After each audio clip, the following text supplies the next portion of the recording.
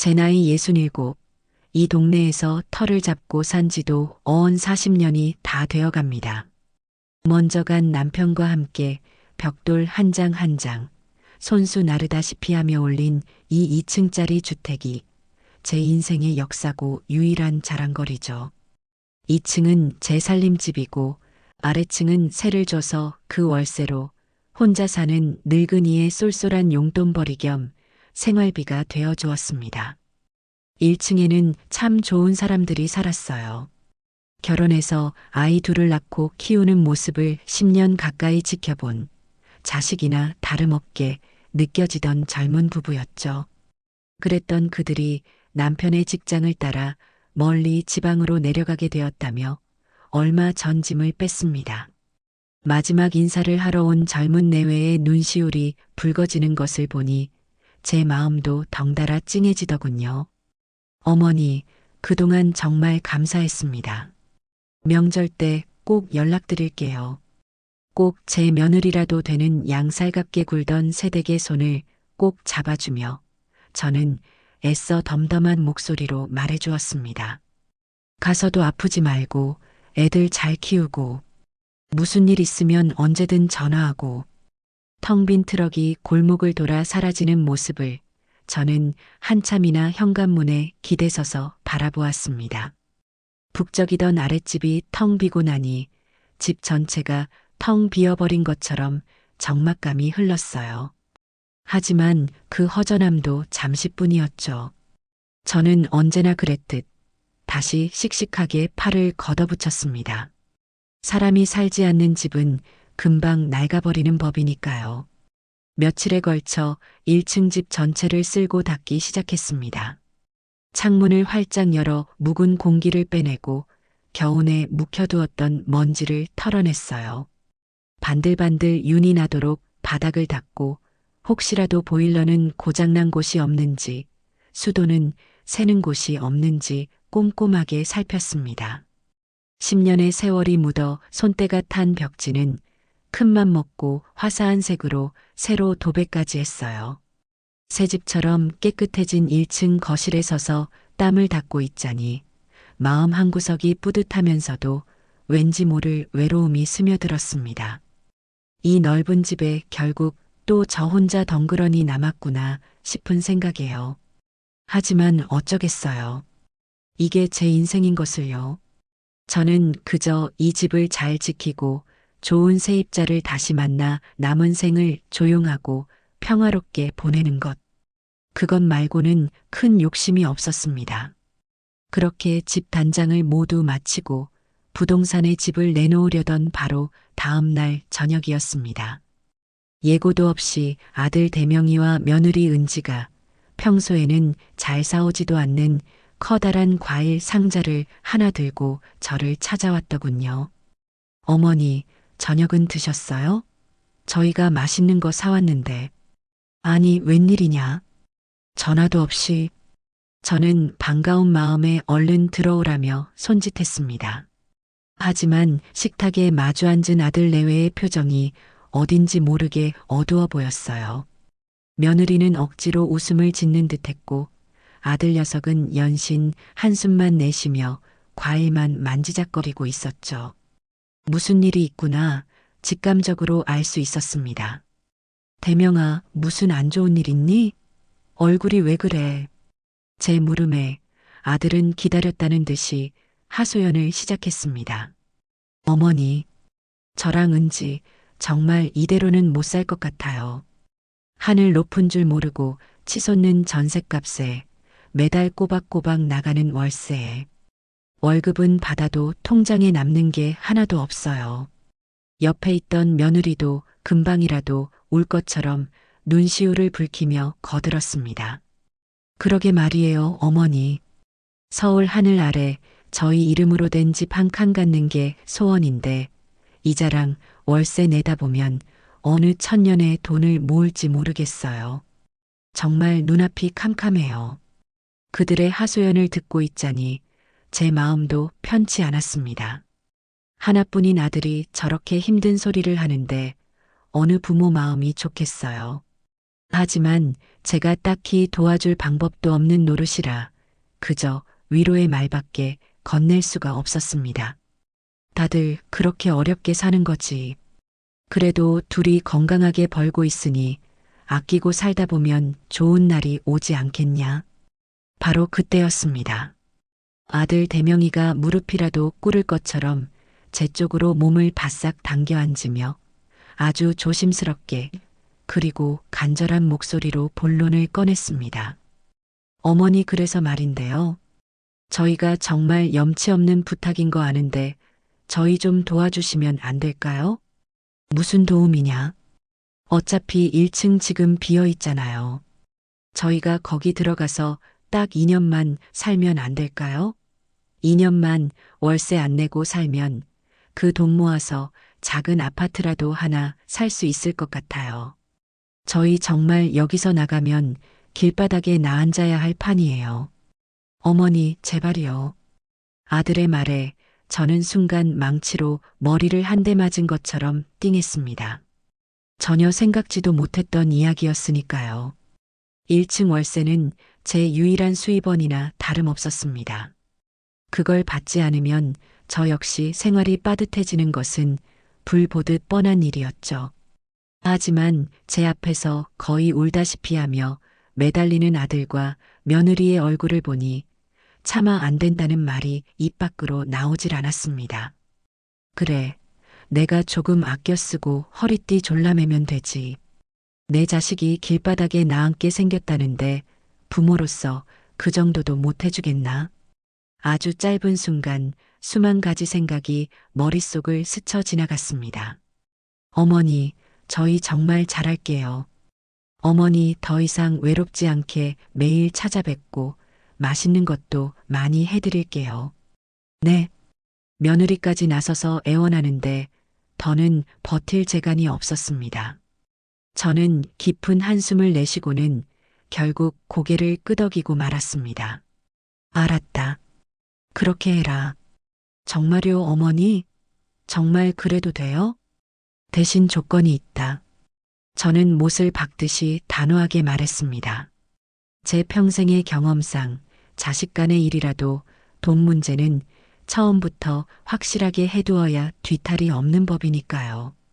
세는 안 받을 테니 너희가 쓰는 전기세나 가스비 같은 공과금은 너희가 정확하게 내야 한다. 그리고 이 넓은 집에 같이 사는데 생활비도 어느 정도는 보태야 할 게야. 그 조건 지킬 수 있겠냐? 제 말에 아들과 며느리는 얼굴에 화색이 돌며 약속이라도 한 듯이 고개를 세차게 끄덕였습니다. 그럼요, 어머니. 당연히 그래야죠. 걱정 마세요. 저희가 앞으로 어머니 더 잘 모실게요. 감사합니다, 어머니. 정말 감사합니다. 그렇게 제 허락은 떨어졌고 아들 내외는 일사천리로 1층에 자신들의 살림을 들여놓기 시작했습니다. 며칠 뒤 텅 비어 있던 아랫집은 다시 사람 사는 온기로 채워졌습니다. 쿵쾅거리며 짐을 나르는 소리, 정리하며 투닥거리는 소리, 웃음소리가 집 전체에 울려 퍼졌죠. 시끄럽기는 했지만 그 소음이 싫지만은 않았습니다. 오히려 적적했던 집에 다시 활기가 도는 것 같아 마음이 놓였어요. 이사 첫날 며느리는 정말로 자기가 한 말이 있어서인지 저녁상을 아주 푸짐하게 차려서 저를 1층으로 불렀습니다. 아들 녀석은 퇴근길에 좋은 술을 사와서는 제 잔을 채워주며 연신 고맙다는 말을 반복했죠. 어머니, 다 어머니 덕분입니다. 저희가 앞으로 2배, 3배로 효도할게요. 모처럼 세 식구가 둘러앉아 저녁을 먹으니 정말 사람 사는 것 같았습니다. 그래, 내가 잘한 결정일 거야. 자식 잘 되는 게 부모의 가장 큰 기쁨이지. 저는 그렇게 믿었습니다. 그날 밤 저는 오랜만에 아주 깊고 편안한 잠을 잘 수 있었습니다. 앞으로 우리 가족에게 펼쳐질 미래가 장밋빛 희망으로 가득 차 있을 것이라고 저는 굳게 믿어 의심치 않았습니다. 그것이 얼마나 어리석고 순진한 착각이었는지는 그리 오래지 않아 깨닫게 되었지만 말입니다. 아들 내외가 1층에 들어오고 한 달이라는 시간이 눈 깜짝할 사이에 흘러갔습니다. 처음 며칠간 느껴졌던 집안의 활기와 온기는 시간이 흐를수록 익숙함을 넘어 무관심으로 변질되어 갔어요. 며느리는 더 이상 저녁상을 차려 저를 부르는 일이 없었고 아들 녀석은 일이 바쁘다는 핑계로 밤늦게 들어와 얼굴 보기도 힘들었습니다. 물론 저도 다 이해하려고 노력했습니다. 젊은 사람들이 제 살 길 찾으려면 얼마나 바쁘고 고단하겠어요. 그저 제 집에서 편안하게 지내며 돈 열심히 모으기만 한다면 다른 것은 바라지도 않았습니다. 하지만 저의 그런 기대는 아주 순진한 착각에 불과했죠. 그 달의 마지막 날, 저는 우편함을 확인하러 현관을 나섰습니다. 각종 광고지와 함께 꽂혀 있는 관리비 고지서 뭉치를 들고 집으로 올라왔어요. 2층인 제 집 고지서와 1층 고지서를 분리해 식탁 위에 올려두고 안경을 꺼내 썼습니다. 먼저 제 고지서를 확인하고 무심코 1층 고지서를 집어들었죠. 그리고 그 안에 찍힌 전기요금 숫자를 보는 순간 저는 제 눈을 의심하지 않을 수 없었습니다. 몇 번이고 눈을 비비고 다시 보았지만 숫자는 달라지지 않았어요. 아니, 이게 대체 무슨 금액이야? 입에서는 저도 모르게 탄식이 터져 나왔습니다. 이전 세입자였던 김 씨는 아이가 둘이나 있는 내 식구였음에도 한겨울에 난방을 아무리 많이 해도 이 정도 금액이 나온 적은 단 한 번도 없었습니다. 그들이 쓰던 평균 전기요금의 3배에 가까운 거의 중소기업 사무실에서나 나올 법한 금액이 찍혀 있었으니까요. 가스요금도 마찬가지였습니다. 제가 혼자 쓸 때보다 4배가 넘는 금액이었어요. 도대체 1층에서 밤새 뭘 하길래 이런 요금이 나오는 건지 제 머리로는 도저히 이해할 수가 없었습니다. 저는 고지서를 들고 아래층으로 내려갈까 잠시 망설였습니다. 하지만 다짜고짜 따져 묻기보다는 제 눈으로 직접 확인하는 것이 먼저라고 생각했어요. 마침 얼마 전에 담근 열무김치가 맛있게 익은 것이 생각났습니다. 저는 커다란 김치통에 열무김치를 가득 담아 그걸 핑계 삼아 1층 현관문을 두드렸습니다. 은지야, 안에 있니? 나다. 잠시 후 며느리가 약간은 귀찮은 표정으로 문을 열어주었습니다. 어머니, 무슨 일이세요? 열무김치 좀 갖다 주려고. 아주 맛있게 익었구나. 저는 김치통을 건네는 척하며 자연스럽게 집 안으로 들어섰습니다. 그리고 거실 안쪽의 풍경을 보고는 그 자리에 얼어붙고 말았어요. 거실과 이어진 가장 큰 방은 제가 알던 평범한 가정집의 모습이 아니었습니다. 한쪽 벽면에는 방송국에서나 볼 법한 커다란 천배경이 설치되어 있었고 그 앞에는 마네킹 여러 개가 줄지어 서 있었습니다. 천장에는 환한 조명들이 거미줄처럼 어지럽게 달려 있었고 방 한가운데에는 전문가용으로 보이는 커다란 카메라와 컴퓨터 여러 대가 쉴 새 없이 돌아가고 있었죠. 옷들이 사방에 산더미처럼 쌓여 있는 것은 말할 것도 없었고요. 이게 다 뭐냐? 제 목소리가 저도 모르게 떨려 나왔습니다. 제 질문에 며느리는 당황한 기색이 역력했지만 이내 아무렇지 않은 척 어깨를 으쓱하며 말하더군요. 아, 이거요? 저희 부업하는 거잖아요. 인터넷으로 옷 파는 거요. 어머니도 아시면서.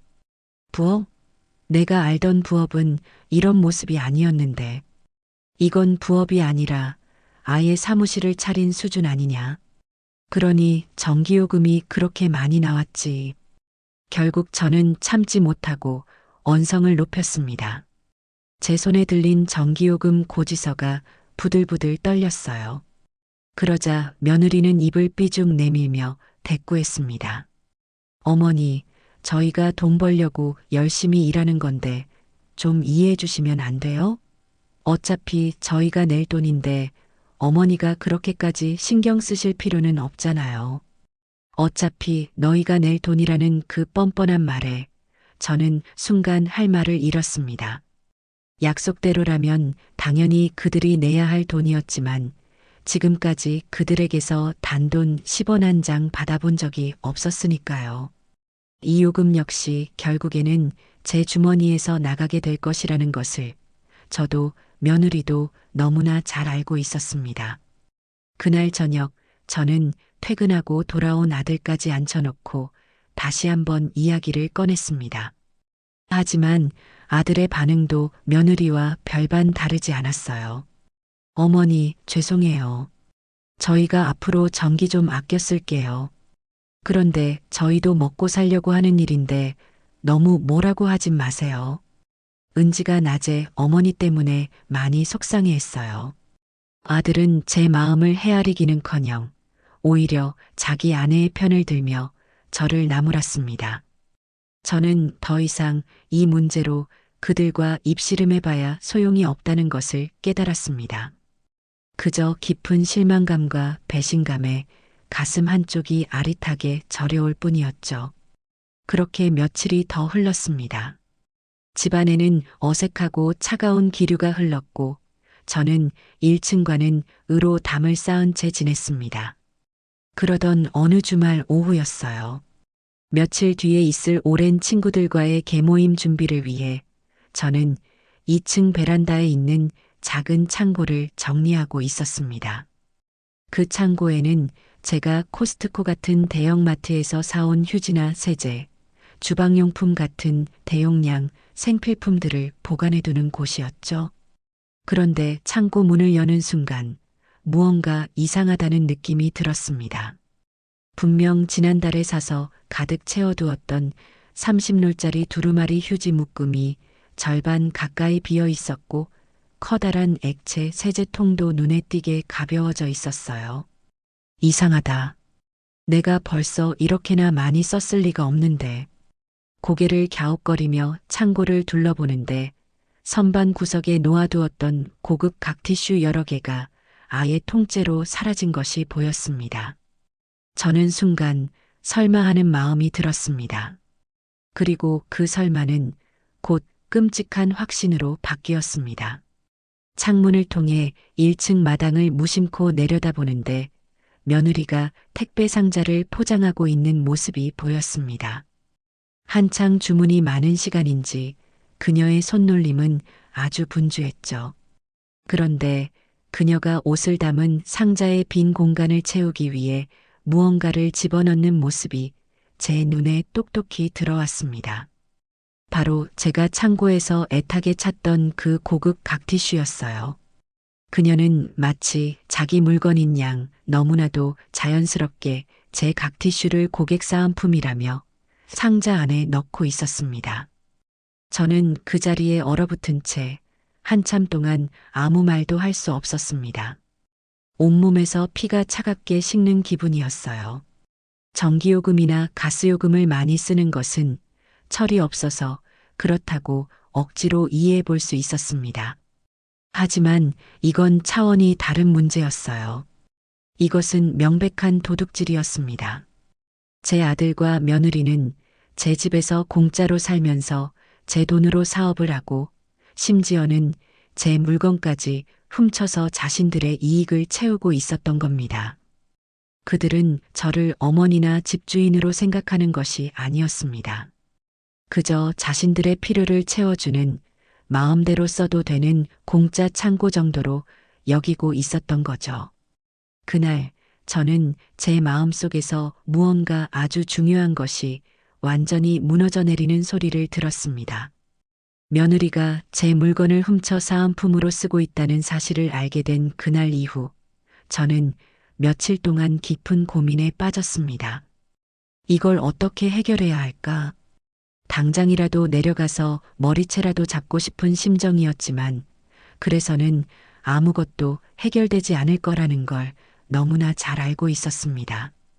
감정적으로 대응하면 그들은 또다시 제가 예민하게 군다며 상황을 회피할 것이 뻔했으니까요. 마침내 그 달의 월말이 다가왔습니다. 저는 1층과 2층의 모든 공과금 고지서를 챙겨 들고 아들 내외가 모두 있는 저녁 시간을 기다렸습니다. 그리고는 굳은 표정으로 아래층으로 내려가 그들을 식탁에 마주 앉혔습니다. 벌써 월말이구나. 너희가 이 집에 들어오면서 분명히 약속했던 게 있었지. 제 차가운 목소리에 아들과 며느리는 서로의 눈치만 살피며 아무런 대답도 하지 못했습니다. 저는 고지서 뭉치를 식탁 위에 펼쳐 보이며 말을 이었습니다. 너희가 쓰는 공과금은 너희가 내고 생활비도 보태기로. 하지만 지난 한 달간 너희는 그 약속을 단 하나도 지키지 않았다. 어머니, 그게 저희가 이번 달에 사업 초기 자금이 많이 들어가서요. 정말 돈이 하나도 없어요. 아들은 기다렸다는 듯이 이미 수십 번은 연습한 것처럼 보이는 변명을 늘어놓았습니다. 그래. 너희 사정이 어렵다는 건 알겠다. 그럼 이건 어떻게 설명할 거니? 저는 제 휴대폰을 꺼내 며칠 전에 찍어둔 사진 한 장을 그들의 눈앞에 내밀었습니다. 그 사진은 바로 며느리가 제 각티슈를 택배 상자에 넣고 있는 장면이었죠. 사진을 본 며느리의 얼굴은 순식간에 새하얗게 질렸습니다. 생활비 보탤 돈은 없어도 고객들 사은품으로 줄 내 물건은 있었나 보구나. 이건 그냥 넘어갈 수 있는 문제가 아니다. 이건 도둑질이야. 제 단호한 말에 며느리는 고개를 푹 숙인 채 아무 말도 하지 못했고 아들은 당황한 얼굴로 저와 자기 아내를 번갈아 쳐다볼 뿐이었습니다. 저는 마지막 경고를 했습니다. 이번 달까지 밀린 공과금과 생활비 50만 원, 내일까지 전부 정리해서 나에게 가져오너라. 만약 내일까지 해결되지 않으면 나는 너희를 더 이상 이 집에 둘 수 없다. 그렇게 말을 마친 뒤 저는 곧바로 2층으로 올라와 버렸습니다. 그들의 변명을 더는 듣고 싶지도 않았기 때문입니다. 하지만 다음 날 제 기대는 여지없이 무너졌습니다. 그들은 돈을 가져오기는커녕 오히려 하루 종일 제 눈을 피해 다니기 바빴어요. 제 마음속에서는 이제 실망감을 넘어선 차가운 분노가 서서히 피어오르기 시작했습니다. 사건은 바로 그 다음 날 터졌습니다. 그날은 아침부터 날씨가 흐리고 굳었어요. 저는 집 앞 작은 텃밭에 심어놓은 상추와 고추가 걱정되어 잠시 밖으로 나갔습니다. 텃밭을 둘러보고 집으로 돌아오는데 저희 집 담벼락에 기대어 놓은 수도 계량기함이 눈에 들어왔습니다. 그런데 무언가 이상했어요. 분명히 제가 잠가두었던 2층 외부 콘센트 덮개가 활짝 열려 있었고 그 안에는 시커먼 멀티탭 코드가 꽂혀 있었습니다. 이게 뭐지? 저는 홀린 듯이 그 멀티탭을 따라 시선을 옮겼습니다. 그 시커먼 전선은 마치 징그러운 뱀 한 마리처럼 구불구불 이어져 1층 아들 내외가 쓰는 방의 창문 틈으로 쏙 들어가고 있었습니다. 그 순간 저는 온몸의 피가 거꾸로 솟는 것 같았습니다. 그들이 제 아들 녀석이 제 허락도 없이 2층 제 명의로 된 전기를 몰래 끌어다 쓰고 있었던 겁니다. 자신들의 전기요금을 아끼기 위해 제 전기를 도둑질하고 있었던 거죠. 저는 말없이 그 멀티탭 코드를 뽑았습니다. 그리고는 아무 일 없었다는 듯 그 긴 전선을 돌돌 말아들고 2층 집으로 올라왔습니다. 분노로 온몸이 떨렸지만 저는 이를 악물고 참았습니다. 지금 당장 내려가 멱살을 잡는 것은 가장 어리석은 행동이었으니까요. 아니나 다를까 잠시 후 1층에서 아들 녀석이 헐레벌떡 뛰어 올라왔습니다. 그런데 그 녀석의 입에서 나온 첫 마디는 사죄가 아닌 황당한 질문이었습니다. 어머니, 저희 지금 한창 작업해야 하는데 갑자기 전기가 나가서요. 혹시 마당에 있던 멀티탭 보셨어요? 저는 아무 말 없이 제가 들고 있던 멀티탭을 녀석의 눈앞에 들어 보였습니다. 이거 말이냐? 이게 왜 우리 집 콘센트에 꽂혀 있었는지 어디 한번 설명 좀 해보렴. 제 차갑고 조용한 목소리에 아들은 그제야 상황 파악이 된 듯 얼굴이 굳어졌습니다. 하지만 이내 뻔뻔하게도 믿을 수 없는 말을 내뱉더군요. 아니, 어머니 그게 그거 아니에요? 어머니 전기나 우리 전기나. 어차피 한 집인데. 저희가 잠깐 좀 쓴 건데 뭘 그런 걸 가지고 그렇게까지 하세요. 너무 빡빡하게 구시네요. 적반하장. 바로 그 순간을 위해 존재하는 단어였습니다. 도둑질을 한 놈이 도리어 도둑 맞은 사람에게 빡빡하게 군다며 큰 소리를 치고 있었습니다. 저는 그 순간 제 아들이라는 존재에 대한 모든 기대를 완전히 접었습니다. 이 녀석은 더 이상 제가 알던 제 속으로 낳은 아들이 아니었습니다. 그저 제 등골을 빼먹으려는 염치도 양심도 없는 기생충일 뿐이었습니다. 나가라. 제 입에서 나온 말은 그것뿐이었습니다. 네. 뭐라고요, 어머니? 당장 내 집에서 나가. 너희 같은 자식들, 더는 내 눈앞에 두기 싫다. 저는 제 인생에서 가장 차갑고 단호한 목소리로 말했습니다. 아들은 잠시 당황하더니 이내 자기가 뭘 잘못했냐는 듯 억울한 표정을 지었습니다. 저는 그런 아들의 얼굴을 더는 마주하고 싶지 않았습니다. 그날 우리 모자 사이의 신뢰는 그 시커먼 멀티탭 전선처럼 완전히 끊어져 버렸습니다. 제가 집에서 나가라고 최후 통첩을 한 이후 아들 내외의 태도는 더욱 가관이었습니다. 그들은 자신들의 잘못을 뉘우치기는커녕 오히려 제가 비정하고 매정한 엄마라는 듯 저를 없는 사람 취급하기 시작했어요. 집안에서 저와 마주쳐도 인사 한마디 없었고 제가 말을 걸어도 들은 척도 하지 않았습니다. 마치 자기들이 피해자인 것처럼 행동하는 그들의 뻔뻔함에 저는 기가 막혀 헛웃음만 나올 뿐이었습니다. 그렇게 며칠이 더 흐르고 제 생일이 되었습니다. 사실 생일이라고 해서 큰 기대를 한 것은 아니었어요. 그저 아들 내외가 어머니 생신 축하드려요라는 따뜻한 말 한마디와 함께 미역국이라도 한 그릇 끓여주지 않을까 하는 작은 바람 정도였죠. 하지만 그 작은 바람마저도 저에게는 너무나 큰 사치였습니다. 그날 저는 아침부터 혼자 미역국을 끓여 쓸쓸하게 밥을 먹었습니다.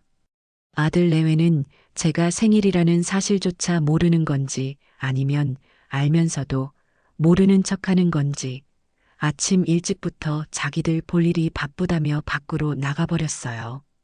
저녁이 되어도 그들은 돌아오지 않았고 저는 결국 케이크 하나 없이 조용히 하루를 마무리해야 했습니다. 그래, 내가 무슨 부귀영화를 누리겠다고 자식들한테 기대를 하나. 그렇게 스스로를 다독이며 잠자리에 들려던 참이었습니다. 밤늦은 시간 현관문이 열리는 소리와 함께 아들 내외가 시끄럽게 웃고 떠들며 들어왔습니다. 그들의 손에는 커다란 쇼핑백이 들려 있었고 얼굴에는 만족스러운 미소가 가득했어요. 술까지 한 잔 걸쳤는지 두 사람의 볼은 불쾌하게 상기되어 있었습니다. 어머니, 아직 안 주무셨어요? 저희 왔어요.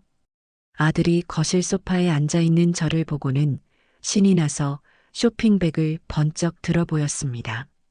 이거 보세요. 저희 큰맘 먹고 최신형 노트북으로 바꿨어요. 완전 좋죠?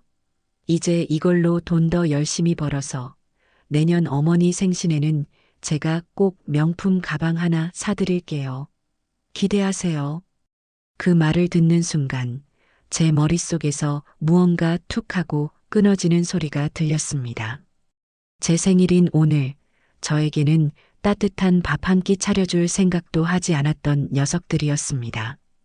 밀린 공과금과 생활비 낼 돈은 한 푼도 없다던 녀석들이었습니다. 그런 그들이 자기들의 사업을 위해 수백만 원짜리 노트북을 새로 사와서는 내년 생일에 명품 가방을 사주겠다는 허황된 약속으로 이 상황을 넘기려 하고 있었습니다. 저는 자리에서 벌떡 일어났습니다. 그리고는 아무 말 없이 제 방으로 들어가 서랍에서 서류 한 장을 꺼내왔습니다. 그 서류는 제가 며칠 전에 미리 준비해 둔 것이었죠. 그 명품 가방은 너희나 실컷 들고 다녀라. 나는 필요 없으니. 저는 차갑게 말하며 그들의 눈앞에 서류를 내밀었습니다. 이게 뭐예요, 어머니?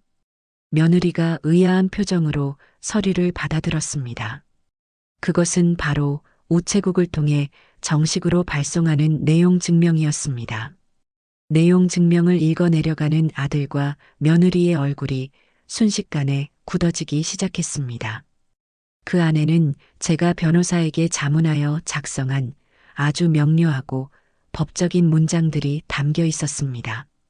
이 집에 들어올 때 약속했던 조건들을 이행하지 않은 사실, 쇼핑몰 운영으로 부당이득을 취한 사실, 가리고 전기를 도둑질한 사실까지 모두 명시되어 있었죠. 그리고 마지막 문장은 이렇게 끝나 있었습니다. 상기 사유로 임대차 계약이 파기되었음을 통보하며 이 내용 증명을 받은 날로부터 30일 이내에 모든 짐을 정리하고 퇴거할 것을 명합니다. 만약 기한 내에 퇴거하지 않을 시 즉시 명도소송을 비롯한 모든 법적 조치를 취할 것임을 알려드립니다. 어머니, 이게 지금 뭐 하시는 거예요?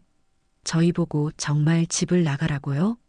어떻게 엄마가 자식한테 소송을 하겠다는 말을 할 수가 있어요. 아들이 믿을 수 없다는 듯 거의 비명에 가깝게 소리쳤습니다. 하지만 저는 더 이상 흔들리지 않았습니다. 나는 너희에게 충분한 기회를 줬다. 하지만 너희는 그 기회를 모두 제 발로 걷어찼어. 엄마와 자식이라는 관계를 이용해 내 등골을 빼먹으려 한 것은 바로 너희다. 저는 제 인생에서 가장 냉정한 표정으로 흔들림 없는 목소리로 말했습니다. 여기는 너희의 공짜 사무실도 공짜 창고도 아니다. 여기는 내 집이다. 그리고 내 집에는 내 규칙이 있는 법이야. 한 달 주겠다.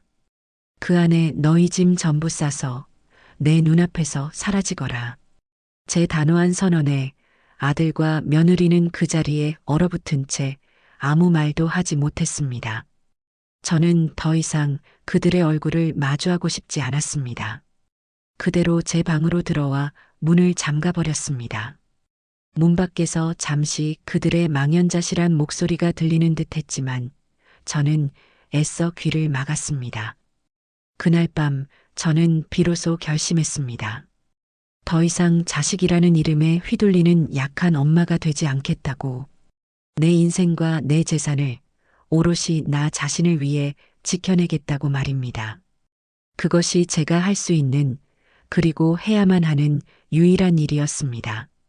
제가 아들 내외에게 내용 증명을 건넨 그날 이후 저희 집은 그야말로 얼음장 같은 냉기가 흐르는 전쟁터나 다름없었습니다.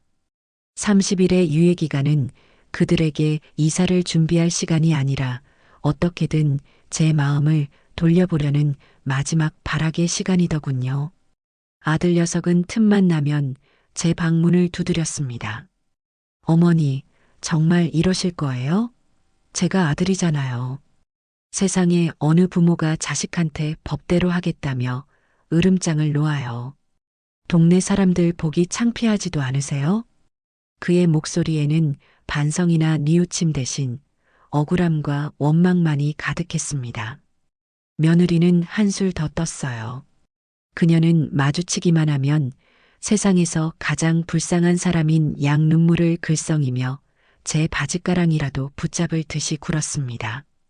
어머니, 저희가 정말 잘못했어요. 한 번만 용서해 주세요. 저희 이대로 쫓겨나면 정말 길거리에서 얼어 죽어요. 어머니 손주 굶기는 꼴 보고 싶으세요? 아직 생기지도 않은 손주를 들먹이는 그 뻔뻔함에 저는 대꾸할 가치조차 느끼지 못했습니다. 저는 그들의 모든 말과 행동을 묵묵부답으로 일관했습니다. 한번 마음이 돌아선 이상 그들의 그 어떤 말도 더는 제 마음에 와닿지 않았습니다. 오히려 그들이 저를 설득하려 애쓸수록 제 결심은 더욱 단단하게 굳어질 뿐이었죠. 마침내 약속한 30일이 되는 날 아침부터 집이 요란했습니다. 전문 이삿짐 센터를 부를 돈이 아까웠는지 아들 녀석은 친구 몇 명을 불러 직접 짐을 나르기 시작했어요. 그 과정은 그야말로 난장판이었습니다. 좁은 현관문을 빠져나가던 냉장고는 문틀에 부딪혀 벽지를 찢어 놓았고 무거운 장롱을 옮기다가는 기어이 거실 바닥을 길게 긁어먹고 말았습니다. 저는 그 모든 광경을 2층 창문으로 말없이 내려다보았습니다. 마지막까지 제 집에 상처를 남기고 떠나는 그들의 모습에 이제는 화가 나는 것을 넘어선 깊은 허탈감이 밀려왔습니다. 오후가 되자 요란했던 소음이 멎고 집은 다시 쥐 죽은 듯 조용해졌습니다. 저는 모든 것이 끝났다는 생각에 무거운 몸을 이끌고 1층으로 내려가 보았습니다. 그리고 현관문을 여는 순간 저는 제 눈앞에 펼쳐진 광경에 숨을 멈췄습니다. 그곳은 사람이 살던 집이 아니라 마치 폭풍이라도 한번 휩쓸고 지나간 폐허와도 같았어요. 거실 바닥에는 미처 치우지 않은 과자 봉지와 배달 음식 용기들이 나뒹굴고 있었고 주방 싱크대에는 곰팡이가 핀 음식물 쓰레기가 그대로 쌓여 있었습니다. 그들이 사무실처럼 쓰던 방의 벽에는 물건을 걸어두었던 못자국이 벌집처럼 숭숭 뚫려 있었죠. 화장실 변기에서는 역한 냄새가 진동을 했습니다. 저는 그 자리에 한참을 서서 이 지독한 공간을 어떻게 다 치워야 할지 막막한 심정으로 바라보았습니다. 그날부터 며칠에 걸쳐 저는 혼자서 1층 집 전체를 대청소했습니다. 아들 내외가 남기고 간 쓰레기들을 몇 번이나 내다버리고 찢어진 벽지를 뜯어내고 흠집 난 바닥을 수리했습니다. 몸은 고되고 힘들었지만 이상하게도 마음은 점점 가벼워지는 것을 느꼈습니다. 그들의 흔적을 하나씩 지워나갈수록 제 마음속에 응어리져 있던 분노와 실망감도 함께 씻겨 나가는 것만 같았어요. 그것은 제게 있어 단순히 집을 청소하는 행위를 넘어 제 상처 입은 마음을 치유하는 하나의 의식과도 같았습니다. 모든 정리를 마치고 새 집처럼 깨끗해진 1층을 보니 비로소 마음의 평화가 찾아왔습니다. 저는 곧장 동네에서 가장 오래되고 신뢰가 가는 부동산을 찾아갔습니다. 사장님, 저 아랫집 새놓으려고요. 부동산 사장님은 저를 반갑게 맞아주며 무슨 일이 있었냐는 듯 조심스럽게 물었습니다. 저는 아들 내외가 살았다는 이야기는 굳이 꺼내지 않았습니다. 그저 제 속을 썩였던 골치 아픈 세입자가 나갔다고만 둘러댔죠. 이번에는 정말로 점잖고 확실한 사람으로 좀 구해주시오. 월세 좀 덜 받아도 좋으니 속 안 썩이고 조용히 살 사람으로요. 제 신신당부에 사장님은 걱정 말라며 큰 소리를 쳤습니다. 그리고 며칠 뒤 부동산에서 연락이 왔습니다. 아주 조건이 좋은 사람이 나타났다는 것이었죠. 집을 보러 온 사람은 박인규라는 이름의 40대 초반으로 보이는 남자였습니다. 인상이 참 서글서글하고 좋았어요. 값비싼 옷은 아니었지만 아주 단정하고 깔끔하게 차려입은 모습에서 신뢰감이 느껴졌습니다. 자신을 프리랜서 컨설턴트로 소개한 그는 조용히 글을 쓰고 연구할 공간이 필요해 이 동네를 찾게 되었다고 했습니다.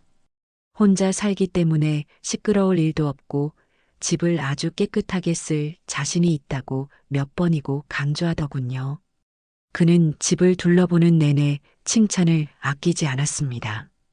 어르신, 집을 정말 예쁘고 깨끗하게 관리하셨네요. 햇빛도 잘 들고 조용해서 제가 찾던 바로 그런 곳입니다.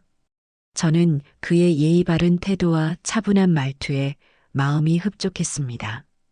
아들 내외와는 비교도 할 수 없을 만큼 점잖고 교양 있는 사람이라는 생각이 들었죠. 계약을 거의 결정하려던 순간 그가 아주 조심스럽게 그리고 미안한 표정으로 제게 제안을 하나 했습니다. 어르신, 정말 죄송한 말씀이지만 제가 지금 다른 곳에 묶인 돈이 있어서 바로 들어올 수 있는 현금이 조금 부족합니다. 혹시 보증금을 1,000만 원 정도만 낮춰주실 수 없을까요? 대신 제가 월세는 시세보다 5만 원씩 더 얹어드리겠습니다. 절대로 월세 밀릴 일은 없을 겁니다. 그의 말을 듣는 순간 잠시 망설여졌습니다. 하지만 오죽 사정이 급하면 저럴까 하는 생각과 아들 녀석 때문에 힘들었던 기억이 겹쳐지면서 저도 모르게 마음이 약해지더군요. 성실해 보이는 젊은 사람이 딱한 사정을 이야기하는데 야박하게 거절하고 싶지 않았습니다. 알겠습니다. 그렇게 합시다. 나도 사장님 인상이 좋아서 믿고 해주는 거니 앞으로 문제 일으키지 말고 조용히 잘 살아줘요. 제 허락에 그는 거의 구세주라도 만난 사람처럼 기뻐하며 제게 몇 번이고 허리를 숙였습니다. 우리는 그 자리에서 바로 계약서를 작성했고 그는 약속대로 낮춰진 보증금과 첫 달 월세를 제 통장으로 바로 입금해 주었습니다. 며칠 뒤 박인규라는 남자는 단출한 짐과 함께 1층으로 이사 왔습니다. 그는 이삿날 떡을 한 상자 돌리는 것도 잊지 않았어요. 어르신, 앞으로 잘 부탁드립니다. 혹시 불편한 점 있으시면 언제든 말씀해 주세요. 그의 깍듯하고 선한 미소를 보며 저는 비로소 마음을 놓았습니다. 그래, 이번에는 정말 사람을 제대로 들였구나. 이제는 정말 아무 걱정 없이 조용하고 평화로운 날들만 남았을 거야. 하지만 그 평화가 폭풍전야의 고요함처럼 아주 짧고 기만적인 것이었다는 사실을 그때의 저는 까맣게 모르고 있었습니다. 어느 날 제가 무거운 장바구니를 들고 낑낑대며 계단을 오르고 있을 때였습니다. 1층에 살던 박인규 씨가 현관문을 열고 나오다 저를 보더니 화들짝 놀라며 달려와 제 손에서 짐을 빼앗다시피 받아들었습니다. 어르신, 이렇게 무거운 걸 혼자 다 드셨어요? 저를 부르시지 그러셨어요. 그는 성큼성큼 계단을 올라 제 2층 집 현관문 앞까지 모든 짐을 날라주었습니다. 숨을 헐떡이면서도 그는 환한 미소를 잃지 않았죠. 저는 그저 고맙고 미안해서 어쩔 줄을 몰랐습니다. 아이고, 고마워요. 안 그래도 무거워서 죽는 줄 알았는데. 뭐려? 앞으로는 장 보러 가실 때 꼭 저한테 말씀하세요. 제가 같이 가드릴게요. 그는 손을 내저으며 겸손하게 말하고는 잠시 후 다시 2층으로 올라왔습니다. 그의 손에는 시원한 주스 한 상자가 들려 있었어요. 어르신, 더운데 고생하셨으니 이거 드시고 기운 내세요. 혼자 계시는데 제가 아들 노릇이라도 해드려야죠. 그의 따뜻한 말 한마디에 저는 가슴 한구석이 뭉클해지는 것을 느꼈습니다. 제 친아들 녀석에게서는 단 한 번도 받아보지 못했던 종류의 다정함과 배려였습니다. 저는 그날 이후로 박인규라는 청년을 완전히 믿게 되었습니다. 그는 단순한 세입자가 아니라 외로운 저를 살뜰히 챙겨주는 좋은 이웃이자 아들 같은 든든한 존재라고 생각하게 되었죠. 저는 정말로 제가 인복이 많다고 하늘이 저를 불쌍히 여겨 저런 좋은 사람을 보내주셨다고 굳게 믿었습니다. 박인규 씨가 이사 온 후 2달이라는 시간이 평화롭게 흘러갔습니다. 하지만 3번째 달 월급날이 되었을 때 처음으로 약속이 어긋나기 시작했습니다. 월세를 내기로 한 날짜가 하루, 이틀이 지나도 제 통장은 조용했습니다. 저는 무슨 일이 있나 보다 생각하며 며칠을 더 기다렸지만 감감무소식이었어요. 결국 제가 먼저 조심스럽게 문자 메시지를 보냈습니다. 혹시 잊었나 해서 이번 달 월세가 아직 안 들어왔네요. 문자를 보낸 지 1분도 채 되지 않아 그에게서 다급한 목소리로 전화가 걸려왔습니다. 어르신, 정말 죄송합니다. 제가 정신이 없어서 완전히 깜빡했네요. 요즘 진행하는 프로젝트가 좀 꼬여서 클라이언트한테 받아야 할 돈이 며칠 늦어진다고 합니다. 정말 면목 없지만 사나흘만 더 기다려 주실 수 없을까요? 이자라도 쳐서 바로 보내드리겠습니다. 전화기 너머로 들려오는 그의 목소리는 진심으로 미안해하는 기색이 역력했습니다. 저는 오히려 제가 너무 독촉한 것 같아 미안한 마음이 들었어요. 알았어요. 사람이 살다 보면 그럴 수도 있지. 너무 걱정 말고 일 잘 해결되면 그때 보내줘요. 그리고 그는 정확히 나흘 뒤 약속했던 월세를 입금했습니다. 저는 역시 믿을 만한 사람이라고 생각하며 그 일을 대수롭지 않게 넘겼습니다. 하지만 그 다음 달 그는 또다시 월세를 늦었습니다. 이번에는 일주일이 넘도록 돈이 들어오지 않았어요. 제가 다시 연락을 하자 그는 이번에도 아주 그럴듯한 변명을 늘어놓았습니다. 어르신, 정말 드릴 말씀이 없습니다. 아버님이 갑자기 편찮으셔서 시골에 내려왔는데 병원비가 급하게 들어가는 바람에 다음 주 초까지는 무슨 일이 있어도 꼭 해결해서 보내드리겠습니다. 정말 죄송합니다. 아픈 부모님까지 거론하는데 제가 무슨 말을 더 할 수 있겠어요. 저는 이번에도 그의 말을 믿고 기다려 주었습니다. 하지만 그때부터였습니다. 그의 월세는 매달 당연하다는 듯이 일주일, 열흘씩 늦어지기 시작했습니다.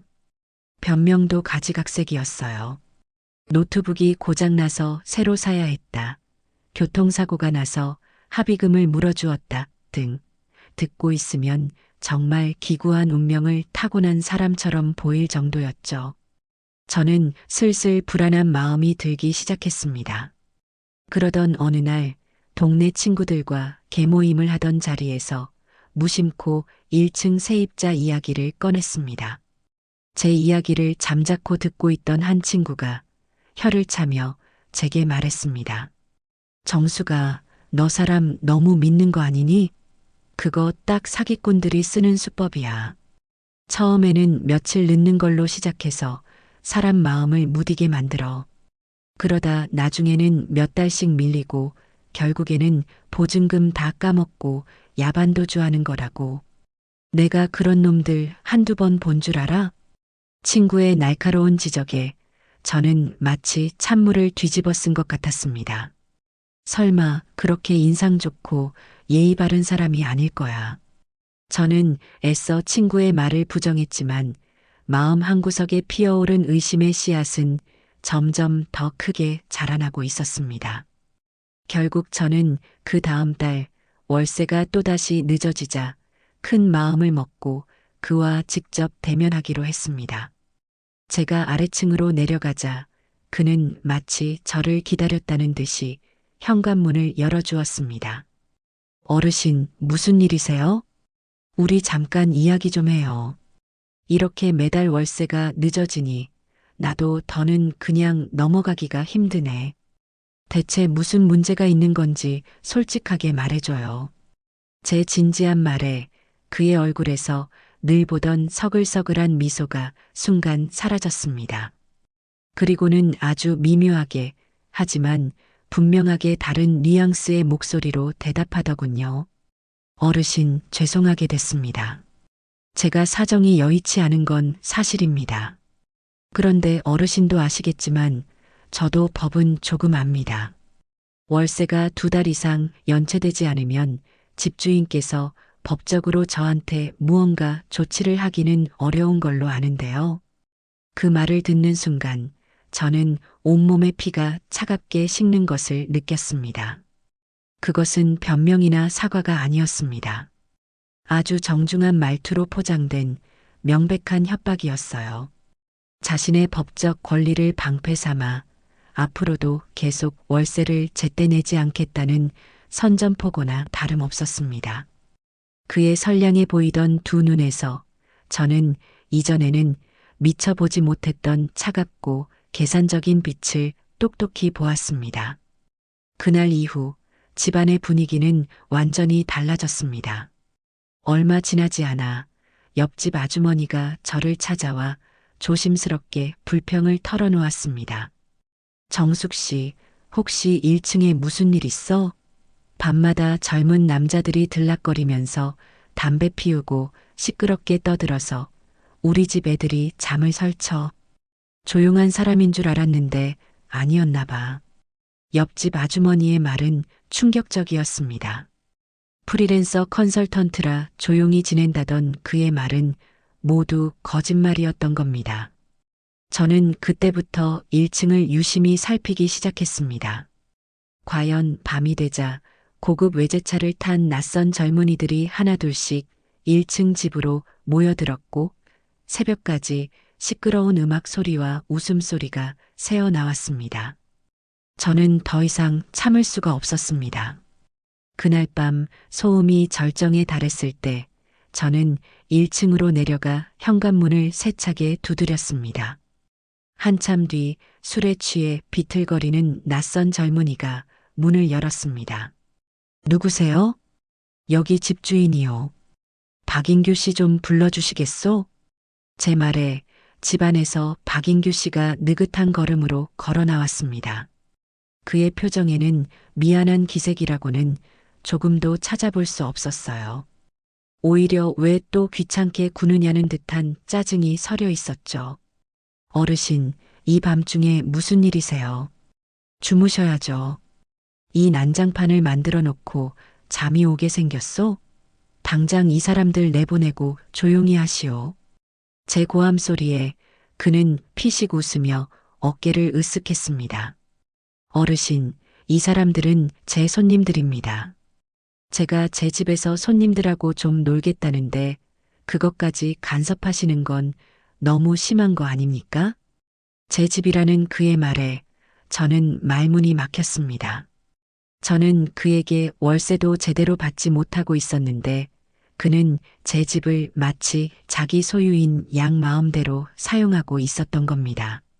실랑이를 벌이는 제 등 뒤로 문틈을 통해 집안의 광경이 보였습니다. 거실에는 여러 명의 남자들이 모여 앉아 카드로 도박을 하고 있었고 테이블 위에는 값비싼 양주병들이 어지럽게 널려 있었어요. 그 순간 저는 깨달았습니다. 그가 늦은 밤마다 벌이는 이 소란이 단순한 파티가 아니라는 것을요. 그날 밤 잠을 이루지 못하고 뒤척이는데 1층에서 또다시 무언가 시끄러운 소리가 들려왔습니다. 저는 가슴이 철렁 내려앉는 기분으로 조용히 계단을 내려가 1층 현관문에 귀를 기울였습니다. 문틈으로 박인규가 누군가와 통화하는 목소리가 희미하게 새어나오고 있었습니다. 그러니까 걱정 말라니까. 이 집 영감탱이는 혼자 사는 늙은이라 구워 삼기 쉬워. 내가 보증금도 싸게 들어왔겠다. 월세도 몇 달 밀렸겠다. 이제 배째라고 나오면 저쪽에서 소송 걸어도 최소 반년은 공짜로 사는 거야. 그동안 우리 아지트로 쓰면서 본전 뽑고도 남는다니까. 너희도 방 하나씩 줄 테니 월세만 나한테 꼬박꼬박 내라고. 그의 말을 듣는 순간 제 머릿속에 모든 퍼즐 조각이 맞춰졌습니다. 그는 처음부터 저를 속일 작정이었습니다. 저의 외로움과 동정심을 교묘하게 이용해 헐값에 보증금을 내고 들어왔고 이제는 불법으로 다른 사람들에게 제 임대를 주며 이익을 챙기고 있었던 겁니다. 그리고는 법의 허점을 이용해 제 집에서 최대한 오래 버티며 저를 괴롭힐 계획이었던 거죠. 저는 현관문 손잡이를 붙잡은 채 분노와 배신감으로 온몸을 부들부들 떨어야 했습니다. 제 선의와 믿음이 이렇게 처참하게 짓밟힐 수 있다는 사실에 눈앞이 캄캄해졌습니다. 다음 날 아침 저는 밤새 한숨도 자지 못해 퀭한 눈으로 동이 트는 것을 맞이했습니다. 분노와 배신감으로 온몸이 떨렸지만 이대로 당하고만 있을 수는 없었습니다. 저는 어젯밤 그가 했던 말을 똑똑히 기억하고 있었어요. 소송 걸어도 최소 반년. 그 말은 그가 법을 아주 잘 알고 있다는 뜻이었고 저 역시 감정적으로만 대응해서는 안 된다는 경고였습니다. 저는 곧바로 옷을 챙겨 입고 집을 나섰습니다. 그리고는 우체국으로 가 제 인생에서 두 번째 내용 증명을 작성했습니다. 수신인은 박인규. 내용은 불법 전대차 및 계약서에 명시되지 않은 이들의 무단거주, 그리고 심각한 소음, 유발 등 명백한 계약 위반 사항을 근거로 임대차 계약의 해지를 통보하며 일주일 이내에 즉시 퇴거할 것을 요구하는 것이었습니다. 내용 증명을 보내고 집으로 돌아오자 박인규가 집 앞에서 저를 기다리고 있었습니다. 그의 손에는 제가 보낸 내용 증명이 구겨진 채 들려 있었어요. 그의 얼굴에서는 더 이상 예의 바르던 청년의 모습은 찾아볼 수 없었습니다. 오직 비열한 조소만이 가득했죠. 어르신, 이런 종이 쪼가리 보내시면 제가 겁먹고 나갈 줄 아셨어요? 어차피 법대로 가면 시간은 제 편인데. 괜히 돈 쓰고 고생하지 마시고 그냥 조용히 계시는 게 어떠실지. 그의 뻔뻔하고 오만한 태도에 저는 더 이상 대화를 이어갈 필요가 없다고 판단했습니다. 저는 그를 무시하고 2층으로 올라가 버렸습니다. 그날 이후 그의 본격적인 괴롭힘이 시작되었습니다. 그는 마치 보란 듯이 매일 밤 더 많은 사람들을 집으로 불러들여 광란에 가까운 파티를 벌였습니다. 시끄러운 음악 소리와 고함 소리가 벽을 타고 올라와 저는 제 집에서도 잠을 이룰 수가 없었습니다. 경찰에 신고를 해도 소용없었어요.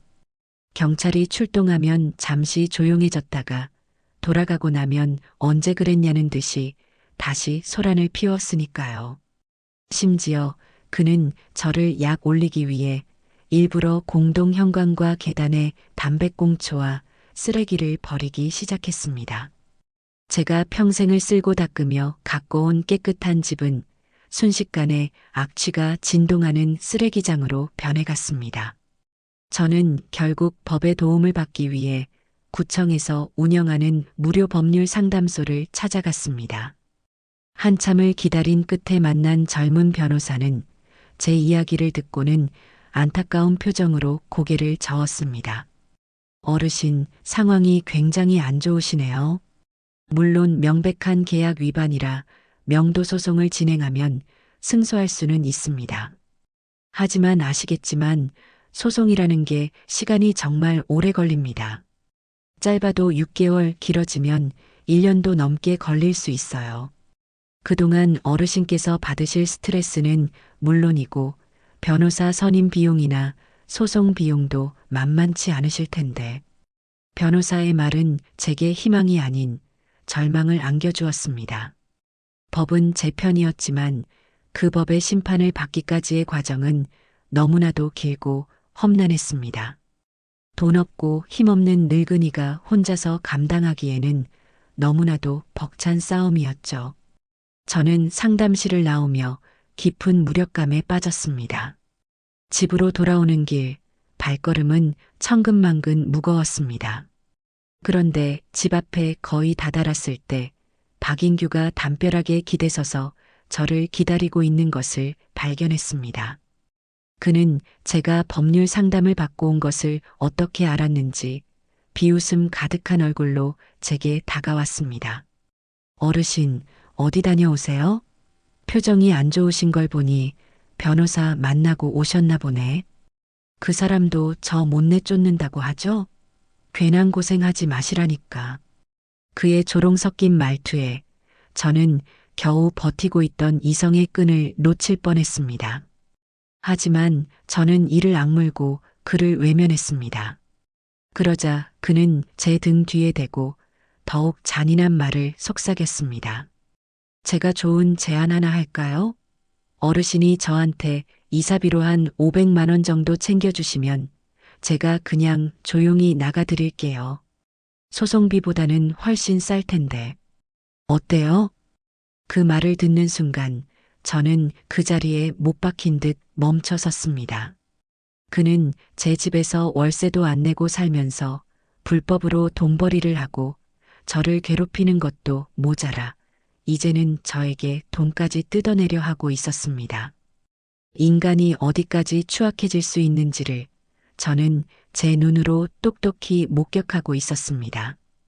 그날 이후 저의 하루는 지옥과도 같았습니다.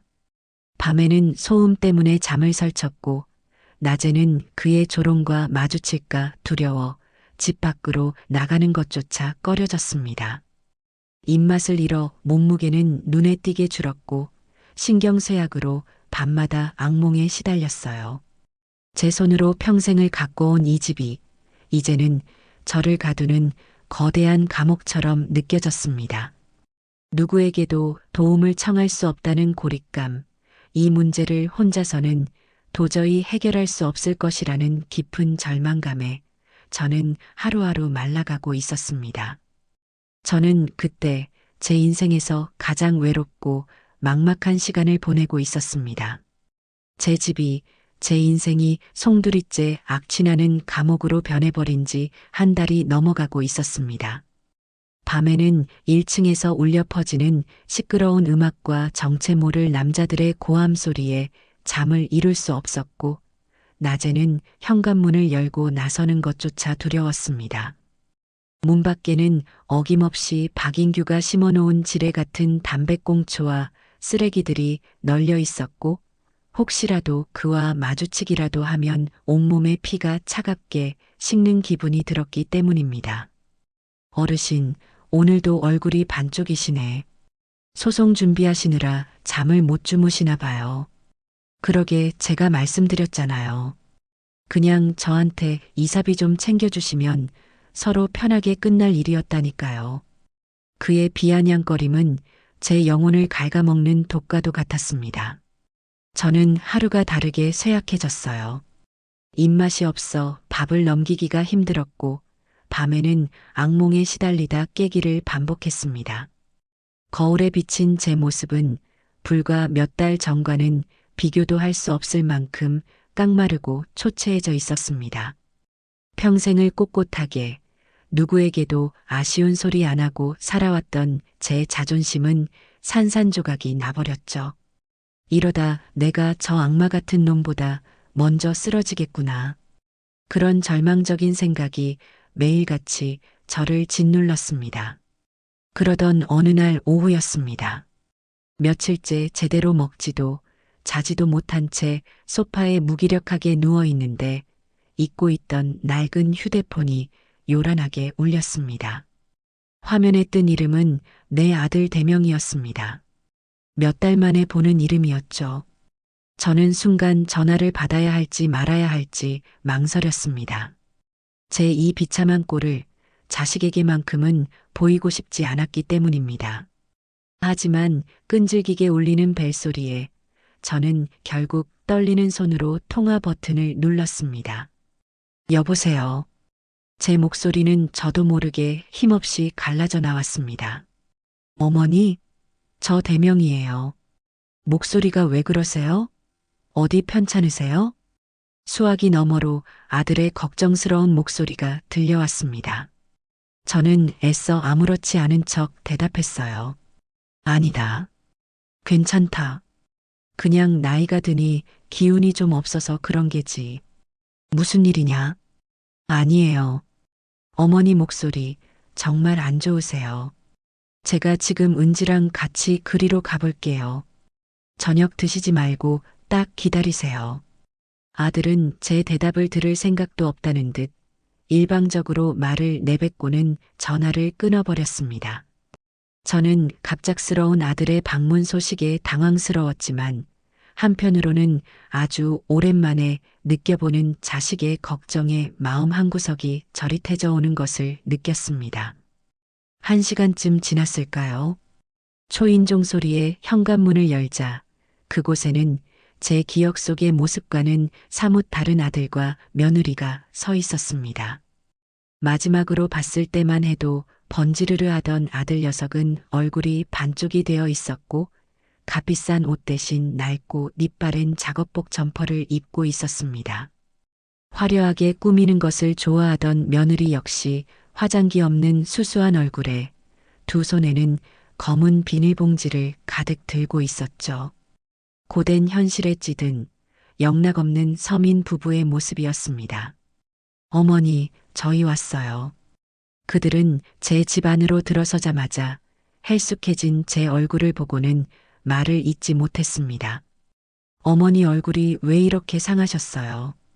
정말 어디 아프신 거 아니에요? 며느리가 금방이라도 올 것처럼 제 손을 잡으며 물었습니다. 저는 그들의 초라해진 모습에 마음이 아파 차마 제 사정을 털어놓을 수가 없었습니다. 그저 괜찮다며 손을 내젓고는 그들이 사온 음식을 식탁에 차리기 시작했습니다. 비닐봉지 안에는 따뜻한 순댓국과 족발이 들어 있었어요. 어색한 침묵 속에서 식사가 시작되었습니다.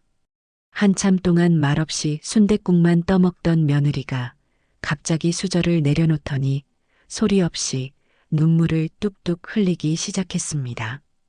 어머니, 저희가 정말 잘못했어요. 정말 죄송합니다. 며느리의 갑작스러운 눈물에 저와 아들은 깜짝 놀라 그녀를 쳐다보았습니다. 그녀는 어깨를 들썩이며 그동안 가슴속에 담아두었던 말들을 힘겹게 꺼내놓기 시작했습니다. 저희 어머니 집에서 쫓겨나고 나서 정말 지옥 같은 시간을 보냈어요. 곰팡내 나는 그 반지하 방에서 하루하루 돈에 쪼들리며 사는 게 얼마나 비참한지 그때야 비로소 저희가 얼마나 어리석었는지 깨달았어요.